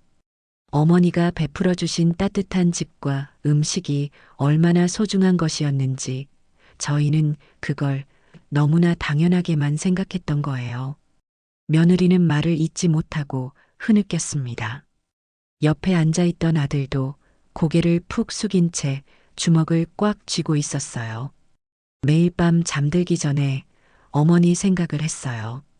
저희가 어머니 마음에 얼마나 큰 상처를 드렸을까. 저희의 그 이기적이고 철없는 행동들이 얼마나 어머니를 외롭게 만들었을까. 생각하면 잠을 잘 수가 없었어요. 저희 정말 사람답지 못했어요, 어머니. 그들의 진심 어린 사죄에 제 마음을 굳게 걸어 잠갔던 빗장이 서서히 풀리는 것을 느꼈습니다. 그들은 정말로 고된 현실 속에서 자신들의 잘못을 뼈저리게 뉘우치고 있었습니다. 이제라도 알았으면 됐다. 다 지난 일이다. 저는 애써 담담하게 말하며 휴지를 건넸습니다. 그때 아들이 고개를 들고 저를 똑바로 쳐다보며 말했습니다. 어머니, 그런데 정말 괜찮으신 거 맞아요? 아까부터 안색이 너무 안 좋으세요. 집안 분위기도 이상하고. 혹시 무슨 일 있으세요? 저희한테 솔직하게 말씀해 주세요. 아들의 간절한 눈빛에 저는 더 이상 제 고통을 숨길 수가 없었습니다. 저는 결국 지난 몇 달간 저를 지옥으로 몰아넣었던 1층 세입자 박인규에 대한 이야기를 모두 털어놓았습니다. 월세를 밀리고 불법으로 사람들을 들여 장사를 하고 밤마다 저를 괴롭히고 심지어는 이사비를 달라며 협박까지 했던 그 모든 사실들을요. 제 이야기가 길어질수록 아들과 며느리의 표정은 점점 더 굳어져 갔습니다. 처음에는 안타까움으로 시작했던 그들의 표정은 이내 믿을 수 없다는 경악으로 그리고 마지막에는 들끓는 분노로 바뀌어 갔습니다. 제 이야기가 모두 끝났을 때 아들은 쾅 소리가 나게 식탁을 주먹으로 내리쳤습니다. 그게만도 못한 자식? 아들의 눈은 분노로 이글이글 타오르고 있었습니다. 그는 자리에서 벌떡 일어나 당장이라도 1층으로 뛰어내려갈 것처럼 거친 숨을 몰아쉬었습니다. 어머니, 가만히 계세요. 제가 내려가서 저놈 자식, 오늘 아주 아작을 내놓겠습니다. 안 된다, 대명아. 그러면 너만 다쳐. 저놈은 보통 놈이 아니야. 법을 아주 잘 아는 악질이라고. 저는 아들을 말리며 소리쳤습니다. 하지만 아들은 제 말을 들으려 하지 않았어요.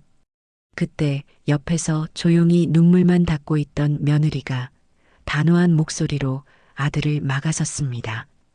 여보, 앉아요. 당신이 그렇게 감정적으로 내려가서 소리 지르면 저놈 손에 놀아나는 것밖에 안 돼요. 저런 인간은 더 영리하고 철저하게 잡아야 해요. 며느리의 이성적인 말에 아들은 그제야 흥분을 가라앉히고 다시 자리에 앉았습니다. 며느리는 제 손을 꼭 잡으며 이전과는 비교도 할 수 없는 아주 강하고 믿음직스러운 눈빛으로 저를 바라보며 말했습니다. 어머니, 걱정 마세요. 저희가 예전에 그 철부지들이 아니에요. 저희가 어머니를 힘들게 했던 만큼 이제는 저희가 어머니를 지켜드릴게요.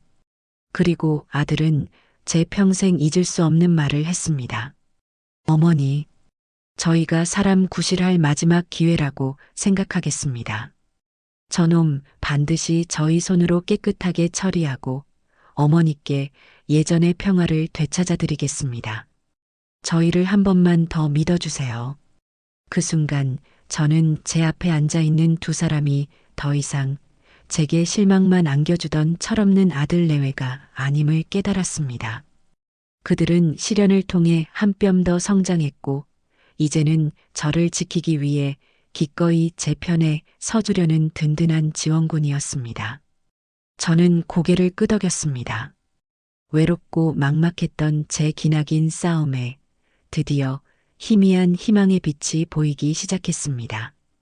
그날 이후 저희 집 2층 거실은 작은 작전 본부로 변했습니다. 아들 대명이와 며느리 은지는 마치 자기들의 일처럼, 아니, 자기들의 죄를 씻는 일이라도 되는 것처럼 아주 적극적이고 치밀하게 움직이기 시작했어요. 우리는 매일 저녁 식탁에 둘러앉아 그날 수집한 정보들을 공유하고 앞으로의 계획을 세웠습니다. 일단 저놈에 대해 아는 게 아무것도 없으니 뒷조사부터 시작해야 해요. 며느리가 노트북을 펼치며 말했습니다.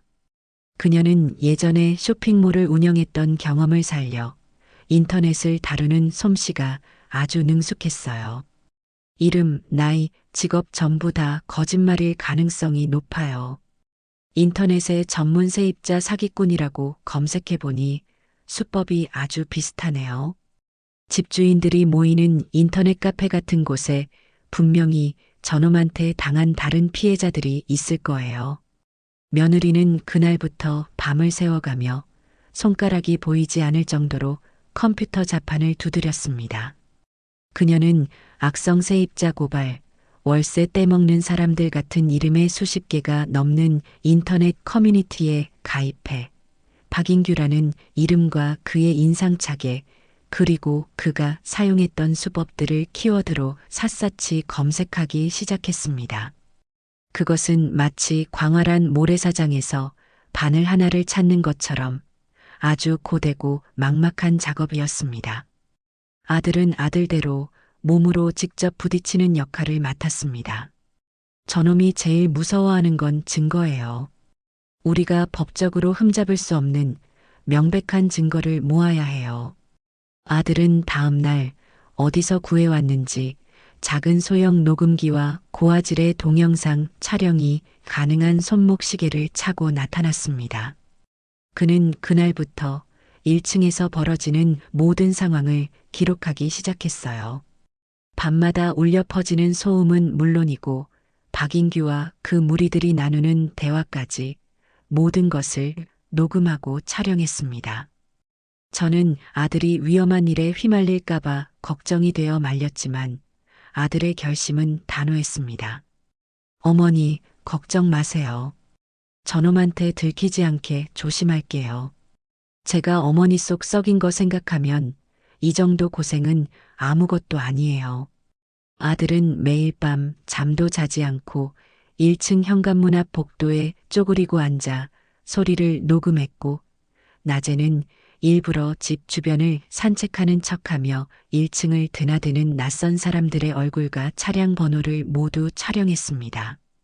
그의 수첩에는 날짜별로, 시간대별로 1층에서 벌어진 모든 일들이 빼곡하게 기록되어 갔습니다. 저는 그런 아들과 며느리를 위해 제가 할 수 있는 일을 했습니다. 바로 이웃들을 제 편으로 만드는 것이었죠. 저는 그동안 박인규 때문에 소음 피해를 받던 옆집과 앞집을 일일이 찾아다녔습니다. 옆집 아주머니, 그동안 1층 때문에 시끄러워서 힘드셨죠. 정말 죄송합니다. 저는 제 세입자가 일으킨 문제에 대해 먼저 진심으로 사과를 했습니다. 그리고는 지금 제 아들과 며느리가 그를 내보내기 위해 증거를 모으고 있다는 사실을 솔직하게 털어놓았어요. 부탁이 있습니다. 아주머니께서 그동안 겪으셨던 피해 사실을 간단하게라도 좀 적어주실 수 없을까요? 이웃들의 증언이 저에게는 아주 큰 힘이 될 겁니다. 처음에는 남의 일에 휘말리기 싫다며 꺼리던 이웃들도 있었습니다. 하지만 자기 일처럼 발벗고 나선 아들의 끈질긴 설득과 진심으로 용서를 구하는 제 모습에 결국 마음을 열어주었습니다. 알았어요.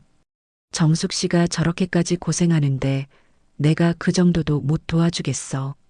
내가 똑똑히 써줄게요. 밤 12시만 넘으면 노래방처럼 음악 틀고 새벽에는 술 먹고 싸우는 소리까지 다 들렸다고. 그렇게 우리는 옆집, 앞집, 그리고 대각선 집까지 박인규의 소음으로 인해 피해를 본 이웃들의 자필 진술서, 즉 탄원서를 여러 장 확보할 수 있었습니다. 이제 이 싸움은 더 이상 저 혼자만의 외로운 싸움이 아니었습니다.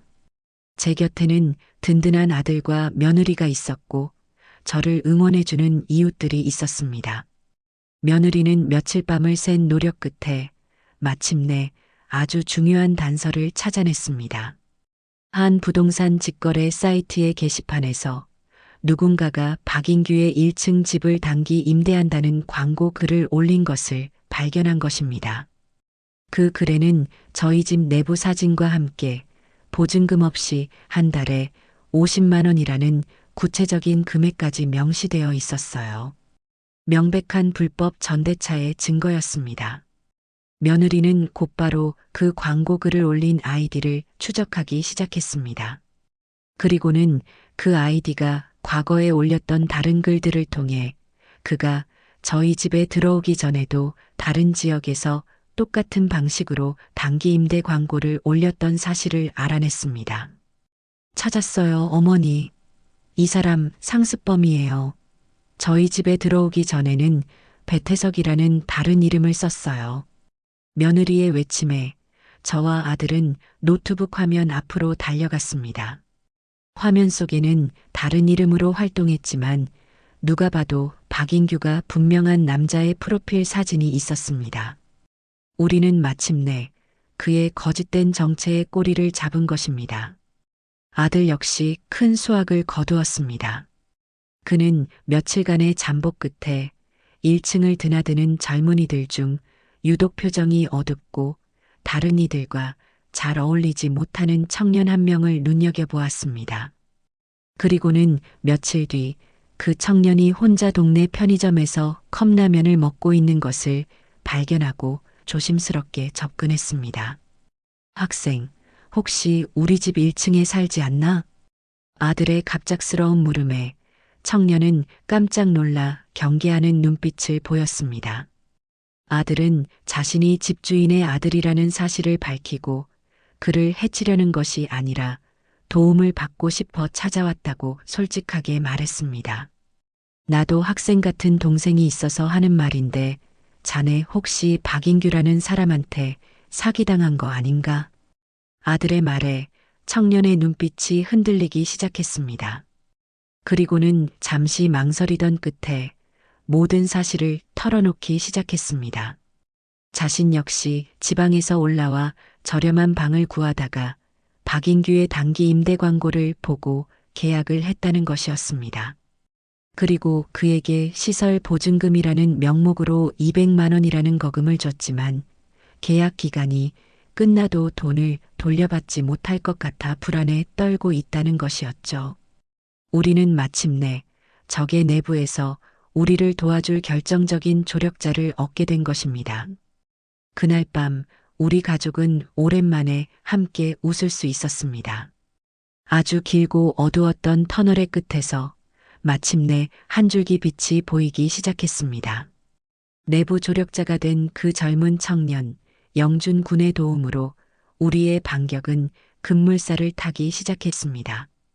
그는 박인규의 눈을 피해 1층 내부에서 벌어지고 있는 모든 불법적인 상황들을 우리에게 실시간으로 알려주었습니다.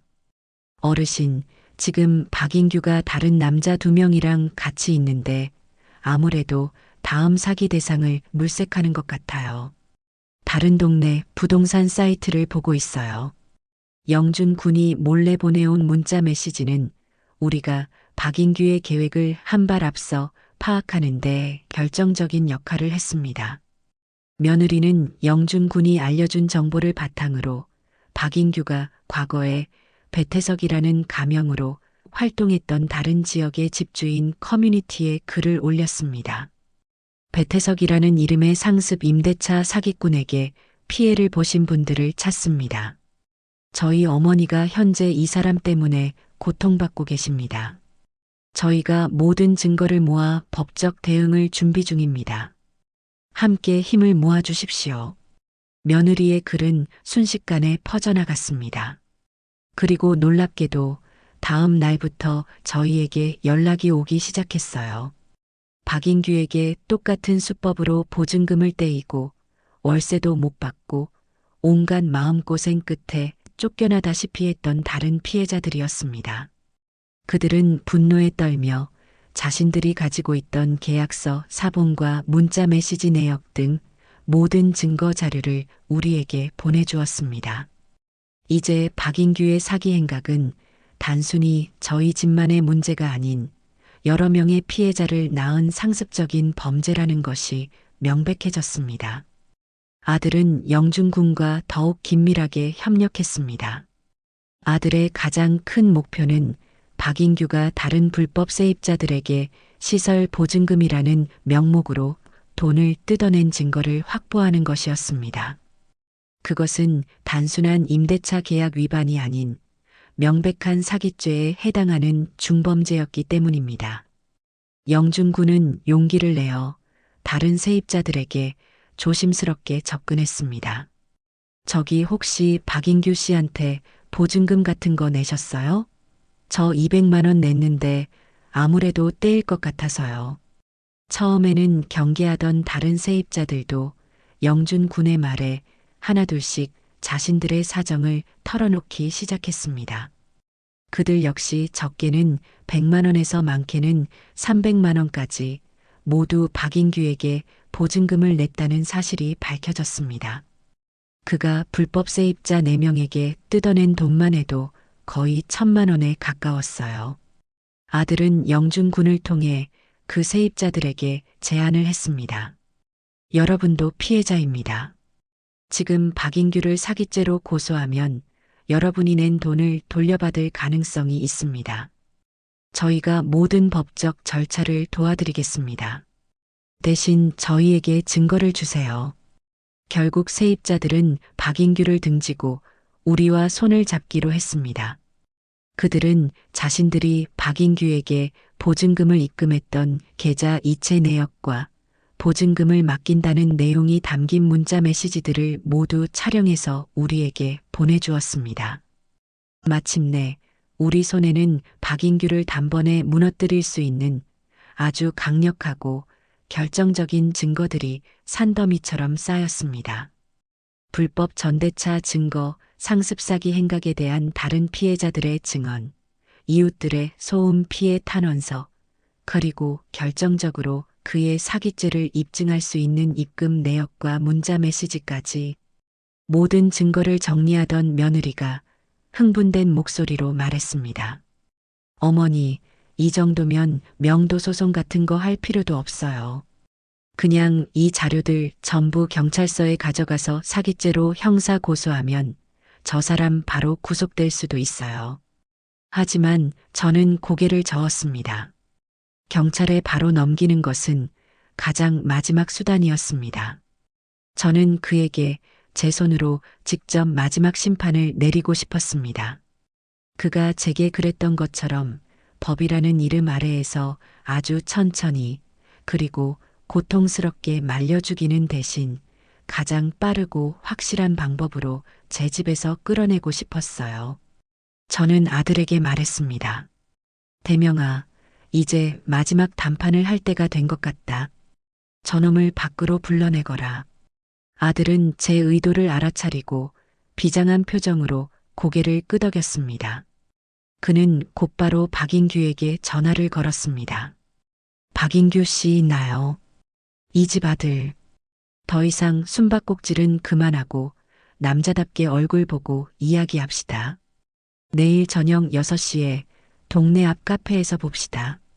당신이 그동안 저지른 짓에 대한 모든 증거, 내가 다 들고 나갈 테니. 아들의 당당한 태도에 박인규는 잠시 당황하는 듯 했지만 이내 코웃음을 치며 제안을 받아들였습니다. 아마도 자기가 법적으로 유리하다는 사실을 믿고 우리를 얕잡아 본 것이겠지요. 그날 밤 저는 제 방 서랍 깊숙한 곳에 넣어두었던 낡은 녹음기 하나를 꺼냈습니다. 그것은 오래전 남편이 살아있을 때 취미로 쓰던 작은 녹음기였죠. 저는 그 녹음기에 새 건전지를 끼우고 작동이 잘 되는지 몇 번이고 확인했습니다. 그리고 다음 날 결전의 시간이 다가왔습니다. 우리 가족은 약속 장소인 카페로 향했습니다. 제 작은 손가방 안에는 내일의 대화를 기록할 작은 녹음기가 조용히 숨쉬고 있었습니다. 제 마음속에는 더 이상 두려움이나 불안감은 없었습니다. 오직 차갑고 단단한 결심만이 자리 잡고 있었죠. 이제 이 지긋지긋한 노름의 규칙은 바로 내가 정한다. 그 생각뿐이었습니다. 결전의 날 약속한 저녁 6시가 되기 30분 전 우리 세 사람은 미리 약속 장소인 동네 앞 카페에 도착했습니다. 일부러 가장 구석지고 다른 손님들의 방해를 받지 않으면서도 출입구가 잘 보이는 자리를 골라 앉았죠. 카페 안에는 잔잔한 음악이 흐르고 있었지만 제 귀에는 제 심장이 쿵쾅거리는 소리만이 요란하게 들리는 듯 했습니다. 저는 아무 말 없이 작은 손가방 안에 들어있는 낡은 녹음기의 스위치가 제대로 켜져 있는지 손끝으로 몇 번이고 확인했습니다. 아들 대명이는 애써 태어난 척 창밖을 보고 있었지만 다리를 초조하게 떨고 있는 모습까지는 숨기지 못했습니다. 며느리 은지는 굳은 얼굴로 테이블 위에 올려둔 두툼한 서류 봉투의 각을 맞추며 마지막으로 작전의 순서를 점검하고 있었죠. 우리 사이에는 그 어떤 대화도 오가지 않았지만 서로의 눈빛 속에서 우리는 반드시 이긴다는 강한 결의와 끈끈한 유대감을 느낄 수 있었습니다. 정확히 6시가 되자 카페 문이 열리며 박인규가 모습을 드러냈습니다. 그는 마치 제왕이라도 된 것처럼 거만하고 여유로운 표정으로 카페 안을 한번 쓱 둘러보더니 우리를 발견하고는 비웃음 가득한 미소를 지으며 다가왔습니다. 그는 우리 맞은편 의자에 깊숙이 몸을 던지듯 앉으며 다리를 꼬고 팔짱을 꼈습니다. 어이구, 일가족이 총출동하셨네. 그래서 나한테 보여주겠다는 대단한 증거라는 게 대체 뭡니까? 어디 한번 드러나 봅시다. 그의 오만한 태도에 아들의 얼굴이 순간 불그락푸르락했지만 우리는 약속대로 감정을 드러내지 않았습니다. 아들은 차분하게 미리 준비한 첫 번째 서류 뭉치를 그의 앞에 내밀었습니다. 여기 당신이 우리 어머니 집에서 밤마다 벌인 소음 공해에 대한 이웃들의 자필 탄원서요. 그리고 당신이 공동 현관에 버린 쓰레기들과 담배꽁초 사진들, 날짜별로 전부 정리해놨소. 박인규는 그 서류들을 거들떠보지도 않고 코웃음을 쳤습니다. 겨우 그겁니까? 그런 걸로 뭘 어쩌시려고. 그걸로 소송이라도 걸려면 최소 1년은 걸릴 텐데 그 사이에 나는 편안하게 발 뻗고 잘 살 거고. 변호사 비용은 어쩌시려고? 배보다 배꼽이 더 크겠네. 그의 예상했던 반응에 우리는 동요하지 않았습니다. 이번에는 며느리가 나설 차례였습니다. 은지는 두 번째 서류 뭉치를 꺼내 그의 눈앞에 한 장씩 펼쳐 보였습니다. 그럼 이건 어떤가요, 박인규 씨? 아니, 배태석 씨라고 불러드려야 하나? 배태석이라는 이름이 나오자 박인규의 여유롭던 표정에 처음으로 미세한 균열이 생겼습니다. 며느리는 그의 흔들리는 눈빛을 놓치지 않고 더욱 날카롭게 말을 이었습니다. 작년에 당신이 배태석이라는 이름으로 강서구에서 똑같은 짓을 하다가 집주인에게 고소당했던 기록 저희가 다 찾아냈습니다. 이건 당신이 다른 피해자들과 주고받았던 문자 메시지 내역이고요. 어때요? 이것도 그냥 종이 쪼가리로 보이나요? 박인규의 얼굴에서 웃음기가 완전히 사라졌습니다. 그는 당황한 기색을 감추지 못하고 버럭 소리를 질렀습니다. 뭐야 당신들. 불법으로 내 뒷조사라도 한 거야? 이거 명백한 사생활 침해라고. 당신들, 내가 가만 안 둬. 그가 길길이 날뛰며 목소리를 높였지만 그것은 그의 마지막 발악에 불과했습니다. 이제 이 길고 지긋지긋한 싸움의 마침표를 찍을 제 차례였습니다. 저는 가방에서 마지막 서류 봉투를 꺼냈습니다. 그리고는 그 안에 들어있던 수십 장의 서류들을 마치 카드놀이를 하듯 테이블 위에 천천히 그리고 정확하게 펼쳐 놓았습니다. 사생활 침해? 웃기지 마라. 이 사기꾼 놈아. 제 평생 처음으로 저는 누군가에게 쌍욕에 가까운 거친 말을 내뱉었습니다. 제 차갑고 서늘한 목소리에 카페 안의 모든 소음이 멎는 듯 했습니다. 박인규 역시 제 기세에 눌려 잠시 말을 잃고 저를 쳐다보았습니다. 여기 있는 이것들은 네가 불법으로 들인 세입자들에게 시설 보증금이라는 명목으로 돈을 뜯어낸 증거들이다. 김영준 200만 원, 이수영 300만 원, 최진호 150만 원. 내가 하나하나 다 읊어줄까? 저는 세입자들의 이름과 그들이 사기당한 금액이 적힌 진술서를 그의 눈앞에 하나씩 들이밀었습니다. 이건 그 젊은이들이 너한테 돈을 보냈다는 증거가 담긴 계좌 이체 내역서 사본이고, 이건 보증금을 맡긴다는 내용이 똑똑히 찍혀 있는 너와 그들의 문자 메시지다. 테이블 위에는 그의 사기 행각을 입증하는 차고 넘치는 증거들이 가득했습니다. 박인규의 얼굴은 이제 하얗다 못해 잿빛으로 변해 있었습니다. 그의 눈동자는 공포와 절망으로 미친 듯이 흔들리고 있었고 꼬았던 다리는 어느새 풀려 초조하게 떨리고 있었죠. 그는 더 이상 이 상황을 빠져나갈 방법이 없다는 것을 본능적으로 깨달은 것입니다. 아들이 마지막 쐐기를 박았습니다. 이건 그냥 월세 좀 떼먹은 수준의 문제가 아니야. 이건 수많은 사람들을 상대로 한명백한 사기죄다. 이 자료들 전부 가지고 지금 당장 경찰서로 가면 너는 여기서 빠져나가기도 전에 긴급 체포될 수 있어. 최소 징역 3년은 나오겠더군. 모든 것이 끝났습니다. 그의 손에 들려있던 모든 펜은 휴지 조각이 되었고 이제 모든 칼자루는 우리가 쥐고 있었습니다. 박인규는 완전히 무너져 내렸습니다. 그는 의자에서 거의 기다시피 내려와 테이블 밑으로 기어와 제 다리를 붙잡으려고 했습니다. 어르신, 제가 정말 죽을 죄를 지었습니다. 제발 한 번만 용서해 주세요. 제가 당장 내일, 아니, 오늘 밤에라도 당장 짐 싸서 나가겠습니다. 예, 제발 경찰서에만. 어디다 손을 대. 아들이 그의 더러운 손을 거칠게 쳐냈습니다. 저는 제 발밑에서 벌레처럼 기고 있는 그를 제 인생에서 가장 차갑고 경멸스러운 눈빛으로 내려다보았습니다. 그리고는 마지막 선고를 내렸습니다. 너에게는 두 가지 선택지가 있다. 제 목소리는 얼음처럼 차갑고 단호했습니다.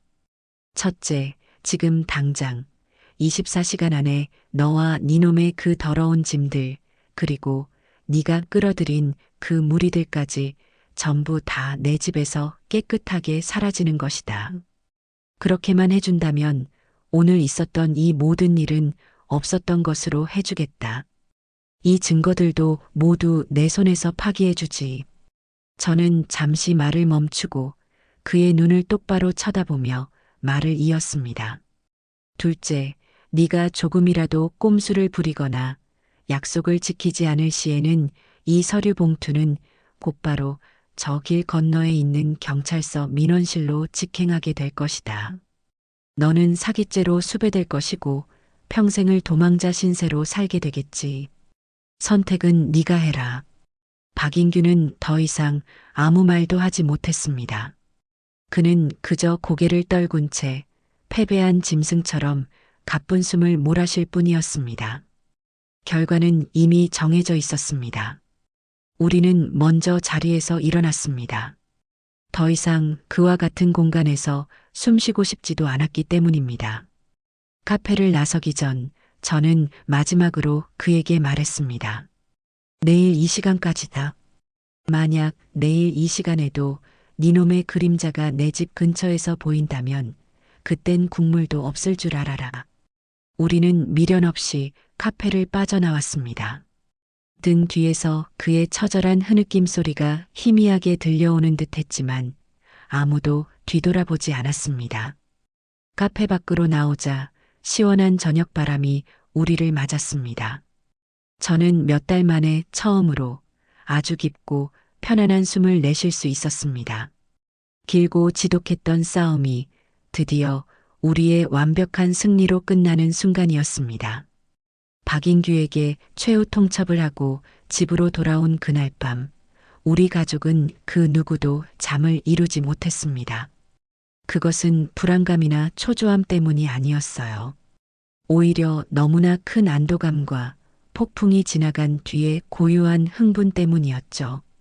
우리는 2층 거실에 나란히 앉아 창밖으로 1층의 동태를 밤새 지켜보았습니다. 새벽 2시가 넘었을까요?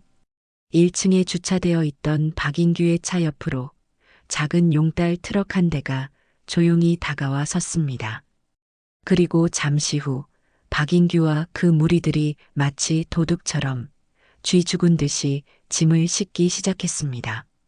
그들은 단 하나의 불빛도 단 한마디의 대화도 없이 오직 어둠과 침묵 속에서 자신들의 흔적을 지워나갔습니다.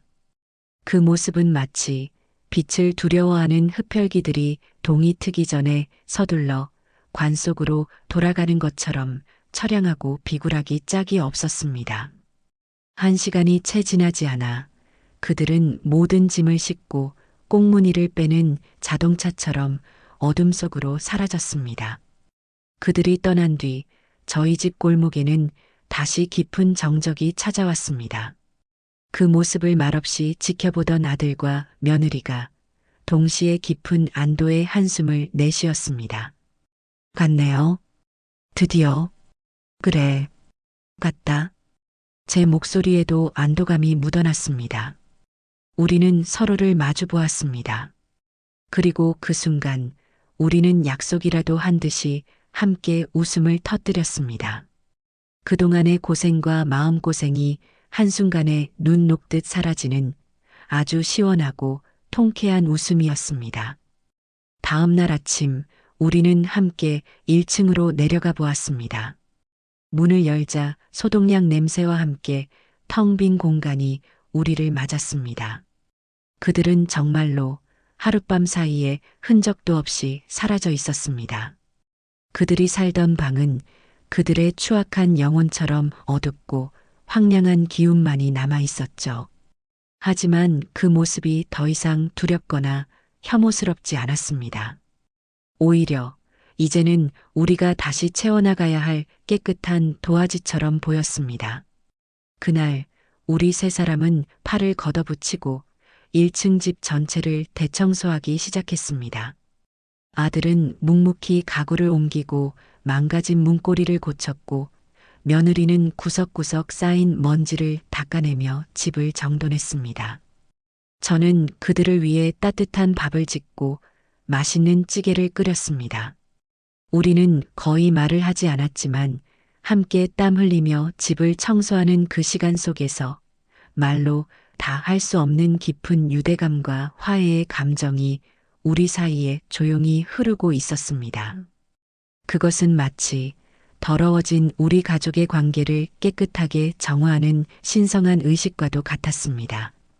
그 사건 이후 몇 달의 시간이 흘렀습니다. 아들과 며느리는 완전히 다른 사람이 되어 있었어요. 그들은 더 이상 제게 의지하려는 철부지들이 아니었습니다. 두 사람은 작은 돈을 모아 동네 시장 한 구석에 아담한 반찬 가게를 열었습니다. 아들은 매일 새벽같이 일어나 신선한 재료를 떼어왔고 손맛이 좋았던 며느리는 정성껏 맛있는 반찬들을 만들어 팔았죠. 그들은 가게가 쉬는 날이면 어김없이 저를 찾아왔습니다.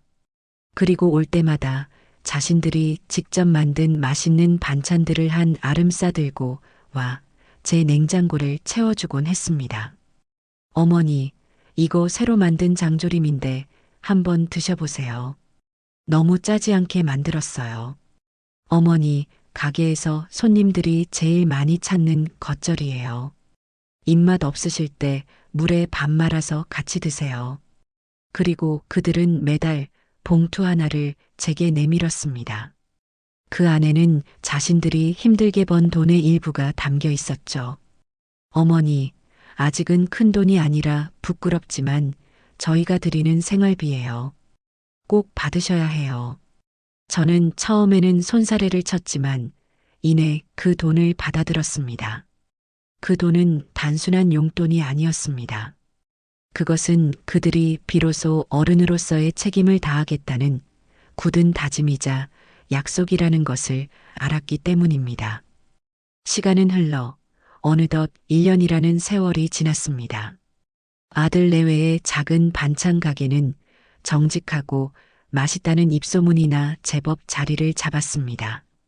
두 사람은 여전히 넉넉하지는 않았지만 누구보다 성실하게 땀 흘리며 하루하루를 살아내고 있었습니다. 저는 그들이 매달 제게 준 생활비를 단 한 푼도 쓰지 않고 차곡차곡 모아두었습니다. 그리고 1년이 되던 어느 날 저는 그 돈을 모두 찾아 제 통장에 있던 목돈을 합쳐서 은행으로 향했습니다. 그리고는 그들을 저희 집으로 불렀습니다. 저는 저녁 식사를 마친 뒤 아들과 며느리 앞에 통장 하나를 내밀었습니다. 이게 뭐예요, 어머니? 열어보거라. 통장을 열어본 아들과 며느리의 눈이 휘둥그레졌습니다.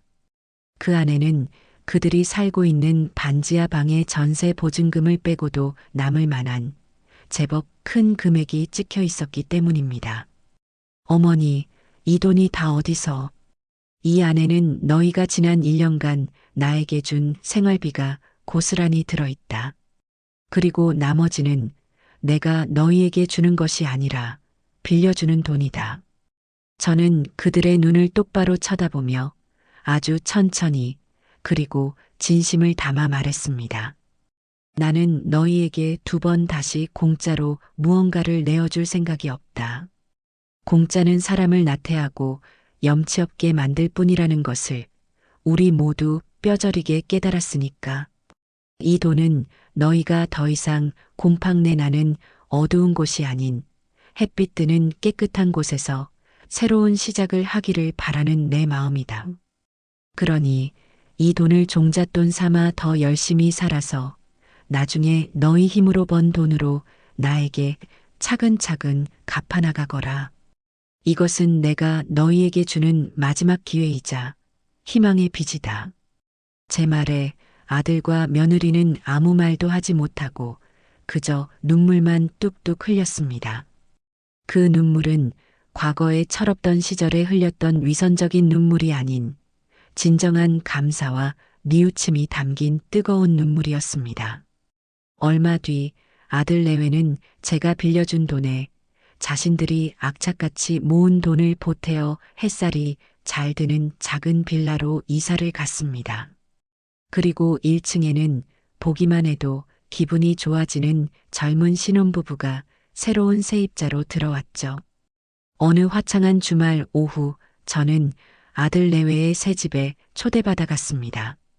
작지만 깨끗하게 정돈된 집 안에는 따스한 햇살과 함께 두 사람의 행복한 웃음소리가 가득했습니다.